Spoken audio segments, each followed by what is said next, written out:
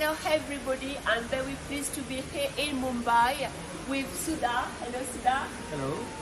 Nice to meet you, and you are here in Mumbai, and you are very, very well-known practitioner, consultant, coach for executive and family business, and I let you introduce yourself. Right. It's a pleasure to be talking to you, Cecile, and thank you very much for making time for me. I worked with the corporates for nearly 25 years and then moved on to earn my PhD in international business and set up my practices in two areas. One is executive coaching, leadership coaching for CXO level people, and the other practice I have is to consult for owner-managed or family businesses, largely in the domain of strategy and growth. Thank you. So Sundar is very well known for economic and for his vision. So my first question is about India. Can you explain to us why it's time for India now?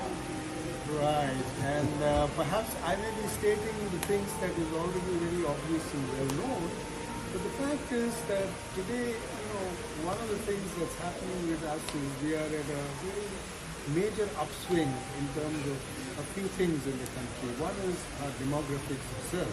We have perhaps the largest number of working age people for any country in the world. And two, we have seen a certain trajectory of economic growth for the last 5-7 years. In fact, our recovery after the COVID pandemic was one of the classic ones, so to say. And we continue to be in that upswing. And third, I think the overall governance model in the country is coming to a point where it's starting to make more sense for the different stakeholders, making more sense for businesses, making more sense for common citizens. In that sense, the policy frameworks are all pushing towards the growth. And there is also a very, very strong emphasis on use of technology in all this governance.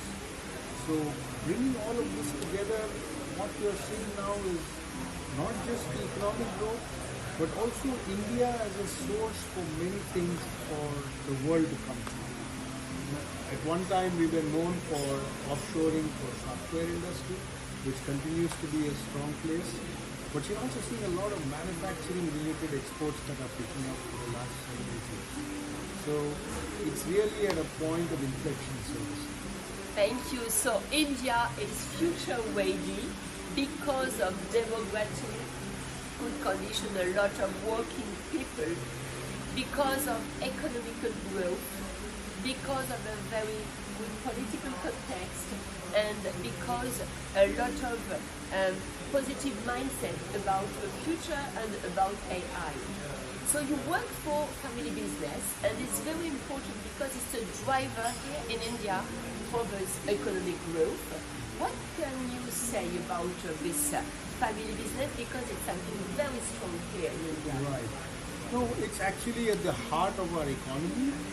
When we were a very new country in the 50s, we were largely a mixed economy where there was a lot of emphasis of government spending in terms of creating businesses that were government owned. From there, we have come to a point where there is very little businesses that the government owns and runs. And in all through this, one of the strong suits has been the family-run businesses in India that have been propelling the growth. And that seems to be only increasing in the days to come.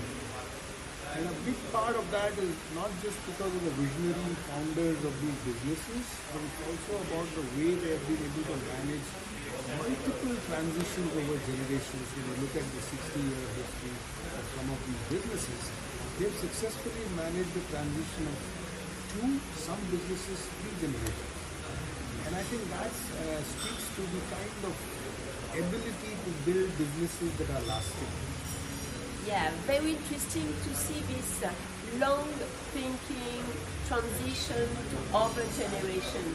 It's something not only for one shot, it's something in the time, and that's why it's very strong, and that's why it's tightened for the economy. Which is yeah. And perhaps the last question is, to your opinion, how do you see generative AI can change the jobs, can change economy, and what does it mean here in India for the business? Is it a reality, is it a dream, or is it an action plan? Well, I think it's a mixed bag. Like everything else, being a new thing, you will always have early adopters, and then you will have people who are sitting on the fence waiting and watching, only to join the party later.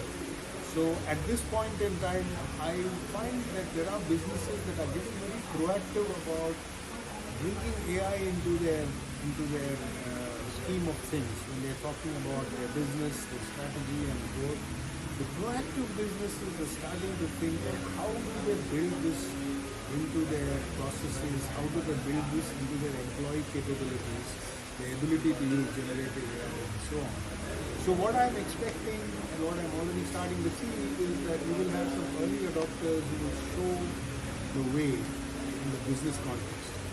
And I think it is not just related to large corporations, which I think is an obvious choice, but there are a lot of smaller businesses that are starting to look at the promise that AI brings. Wow, so AI is everywhere, in the big company, in the university, in the family business, because it's a way of thinking and a way to be more productive and to be future ready. Thank you so much. Thank you. You're welcome. Thank you.